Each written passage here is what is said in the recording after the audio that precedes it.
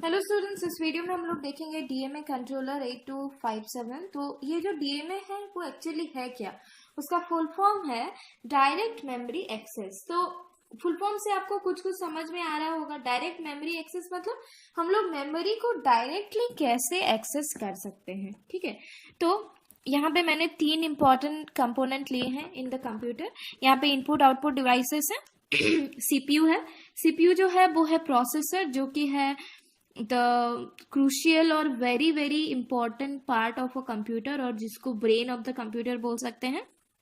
तो मान लीजिए मेरा कोई भी इनपुट आउटपुट डिवाइस है जिसको कि मेमोरी एक्सेस करना है, चाहे वो मेमोरी में डेटा सेंड करना हो या फिर मेमोरी से डेटा रिट्रीव करना हो, उसको एक्सेस करना है। तो वो एक्चुअली एक्सेस कैसे करता है?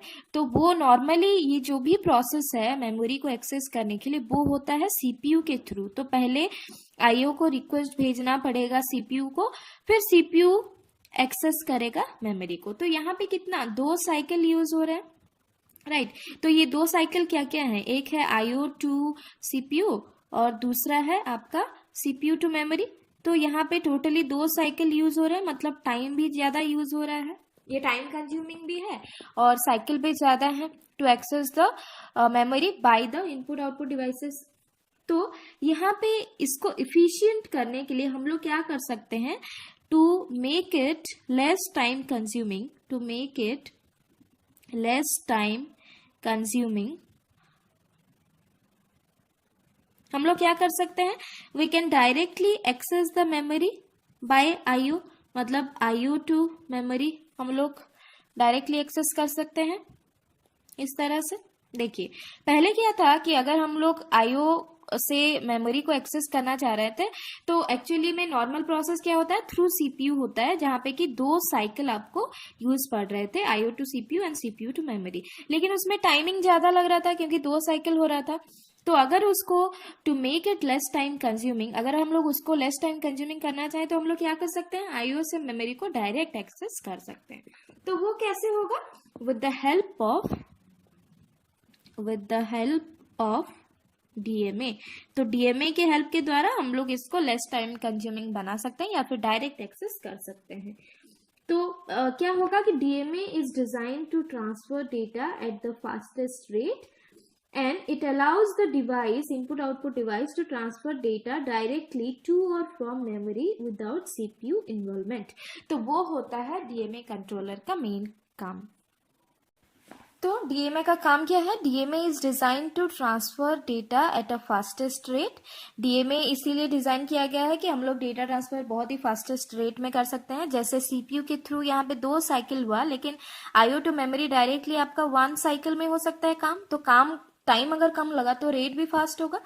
और दूसरा चीज ये है कि it allows the device to transfer data directly to और from memory without CPU's involvement. अगर आईओ टू मेमोरी डायरेक्ट होगा तो सीपीयू का इन्वॉल्वमेंट में ही नहीं रहेगा ना, तो इसीलिए आपका डीएमए यूज होता है। तो यहाँ पे हम लोग देखेंगे हाउ डज डीएमए वर्क। ठीक है, तो ये जो आपका मैंने डायग्राम बनाया है ये है डीएमए का, DMA works, DMA working process. ठीक है, ये जो below I have constructed diagram, यहाँ पे मैंने एक डायग्राम बनाया है नीचे, वो दर्शाता है आपका डीएमए एग्जैक्टली काम कैसा करता है। तो मैं ये डायग्राम को स्टेप बाय स्टेप यहाँ पे एक्सप्लेन करूंगी पहले। तो फर्स्ट चीज आपका हो क्या रहा है कि device, input output device sends a data to memory. तो क्या करेगा? First device has to send, मतलब पहले मैं यहाँ पे लिखती हूँ, IO device wants to send data to memory. ठीक है, तो पहले आईओ डिवाइस क्या कर रहा है, उसको एक डेटा भेजना है मेमोरी में। तो उसके लिए आईओ डिवाइस को क्या करना पड़ेगा?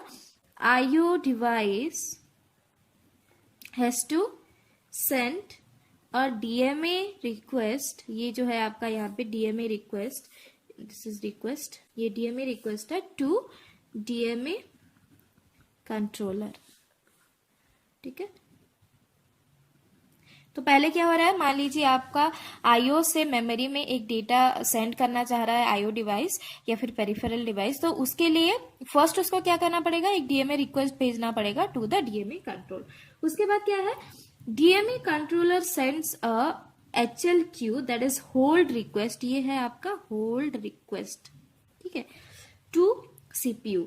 उसके बाद सीपीयू रेस्पॉन्ड करेगा बाय सेंडिंग अ HLDA जो कि है आपका होल्ड एक्नोलेजमेंट, ठीक है। तो पहले तो मैंने 2 स्टेप लिखा, आईओ सेंड करना चाह रहा है डेटा, तो उसके बाद उसको सेंड करना पड़ेगा एक रिक्वेस्ट टू डीएमए कंट्रोलर, ठीक है। तो उसके बाद थर्ड स्टेप क्या है, थर्ड स्टेप ये है कि DMA controller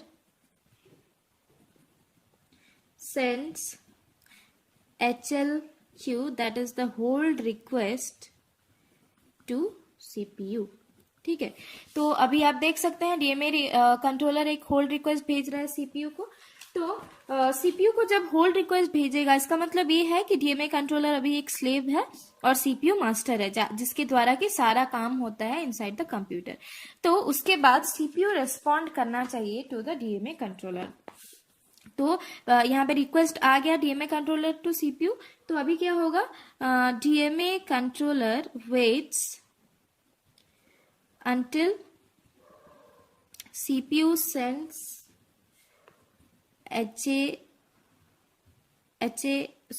HLDA that is hold acknowledgement to DMA। तो जब आपका HLQ जैसे कि होल्ड रिक्वेस्ट है वो आ गया डीएमए से सीपीयू में, उसके बाद डीएमए को वेट करना पड़ेगा to receive a hold acknowledgement from CPU. उसके बाद क्या होगा, जब CPU becomes slave, initially CPU ही मास्टर होता है, बाकी सब स्लेव होता है, लेकिन जब आपका सीपीयू होल्ड एक्नोलेजमेंट रिक्वेस्ट भेजेगा डीएमए कंट्रोलर में, तो सीपीयू क्या हो जाएगा, स्लेव हो जाएगा एंड डीएमए कंट्रोलर हो जाएगा आपका मास्टर, बिकम्स मास्टर, ठीक है। तो यहाँ पे अभी सीपीयू हो गया स्लेव एंड डीएमए कंट्रोलर हो गया मास्टर। तो उसके बाद क्या करना है कि CPU leaves the control over बस। अगर सीपीयू स्लेव है और डीएमए कंट्रोलर मास्टर है तो सीपीयू का कोई भी कंट्रोल नहीं रहेगा ओवर द बस। तो हम लोग ये बोल सकते हैं अभी नेक्स्ट स्टेप पे कि CPU leaves control over system बस। सिस्टम बस क्या है आपका, address bus, data bus and control bus, वो सारा उसका मतलब उसने कंट्रोल छोड़ दिया है डीएमए के ऊपर। तो now CPU is in hold state, CPU is in hold state and DMA controller has to manage operations over system bus system bus between CPU, memory and IO devices, ठीक है। तो अभी अगर आपका सीपीयू स्लेव है तो उसने control छोड़ दिया सिस्टम बस के ऊपर, तो डीएमए के पास पूरा सारा कंट्रोल है सिस्टम बस का। तो अभी डीएमए को मैनेज करना होगा सिस्टम बस में जो भी ऑपरेशंस होंगे between CPU, memory and IO devices. तो उसके बाद आपका क्या हो गया, तो ये होल्ड आ गया, इसको सारा मैनेज करना है।